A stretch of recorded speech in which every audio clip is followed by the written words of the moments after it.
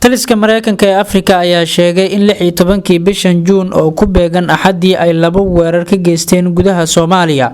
Qoraal ka soo baxay taliska Mareykanka ee Afrika ayaa lagu sheegay in laba ka mid ah Al-Shabaab ay ku dhinteen weeraradaasi oo ka dhacay magaalada Jilib ee gobolka Jubbada Dhexe.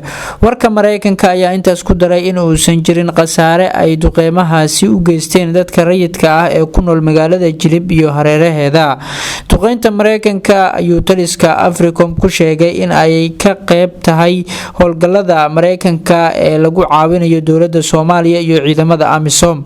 Al-Shabaab ayaa toddobaadkan weeraro waaweyn ka geystay gudaha Soomaaliya iyo Kenya waxaana isugeyn ku dhintay dad ka badan 25 qof. Weeraro ka dhacay Muqdisho ayaa waxaa ku geeriyooday dad ka badan 10 qof waxaana sidoo kale weerarka ka dhacay Wajeer ku geeriyooday 12 ka mid ah ciidanka booliiska ee dalkaasi Kenya.